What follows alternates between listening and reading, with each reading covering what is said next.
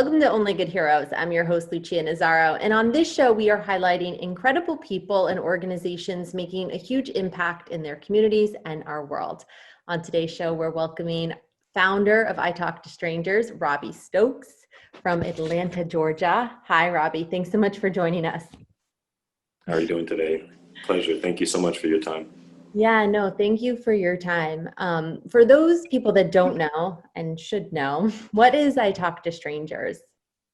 Well, what started off as a simple idea turned into something collective of what could happen if we decided just to have positive dialogue among each other as humans, and some of the different positive effects and impacts on our local communities and campuses that can come out of a positive conversation.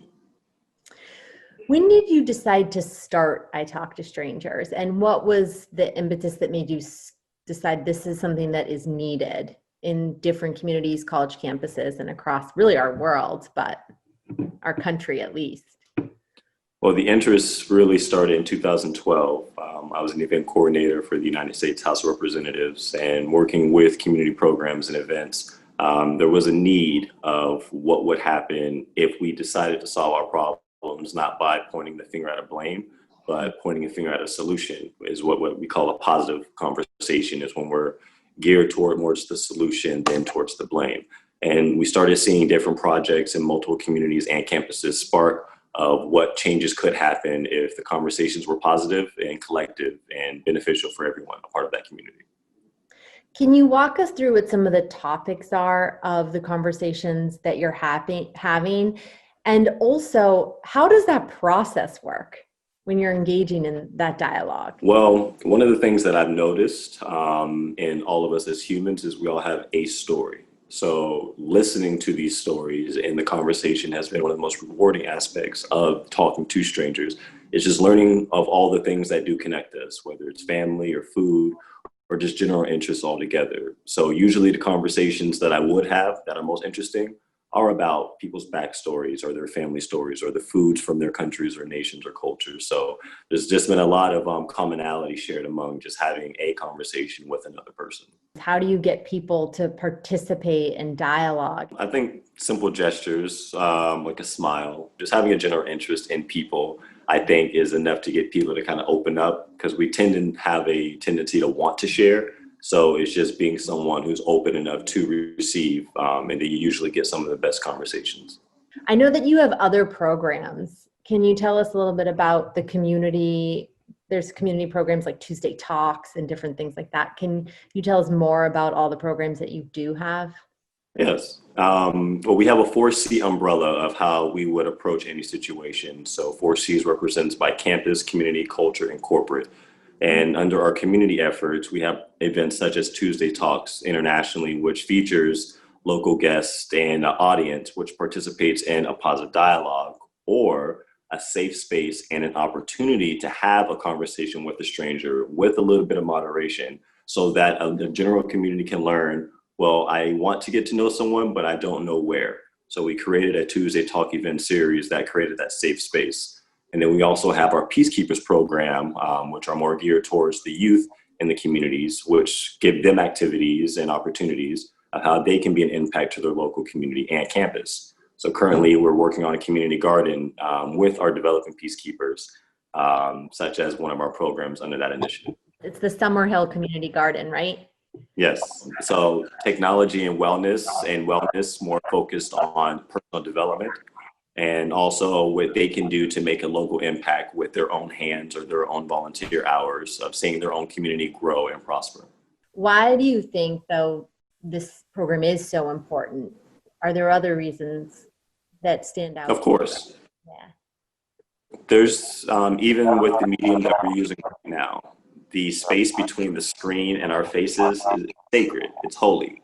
So what we're trying to do is find the proper use between this space, whether you're using a smartphone or a computer device. As long as the content and the access to the information is clear and positive, it gives the youth the opportunity of using everyday platforms still for growth and development. We've had tremendous success both with youth and parents engaging and volunteering and learning more about how the positive dialogue could help. So some of the stories that have been shared with me is how therapeutic or how perspective, the time at the garden has been for her and her children more effective than going to, let's say, a traditional therapy session, because this allows just the healing process of being with the natural earth, doing things that positive, having that natural dialogue. And it seems like everyone was having a really good time, feeling good, both when they left and feeling good to come back. If someone does want to volunteer for the garden specifically, how would they reach out? But in general, if they want to get involved in any layer or aspect of your programs, what's the best way to reach out and get more information? So at our website, italktostrangers.org, we have updated information for our continuation of events and programs like our Peacekeepers program here in Atlanta, Georgia, where we're looking for mentors and trainers, instructors, and teachers to help have that positive dialogue with the youth. What are some of the needs that you have? People want to donate, say that they can't get involved here. What are some of the needs and how can they donate? Well, of course, on the website, we have our donate tab, and all funds and contributions help support our supplies for our initiatives, and just the ongoing support. For example, over the summer, we had a large outpour for water bottles, just to help the kids stay hydrated throughout the summer. So project specific, the website will give more information on specific needs. But in general, we do have our website accepting both donations and in-kinds of whatever you guys can offer, in terms of even just moral support, with shares of our social media, our Instagram, our Twitter, and just really keeping up to date with what's going on with our foundation. Robbie, is there anything we missed that you feel like is important or a story you want to share? I think in general, just to kind of wrap up, if I had to concisely say what this means to me, is to have faith, and to know our efforts can create a better tomorrow. And I think from my personal journey of deciding to talk to strangers and now leading a Talking to Strangers movement and organization, I'm noticing the change of heart that those who didn't believe that we had the power to make a change are now starting to shift, having more conversation with local heroes, as far as what you guys have been able to highlight, and the local heroes that I've had the opportunity of meeting. They don't necessarily always get the platform, but hopefully this gives them that platform.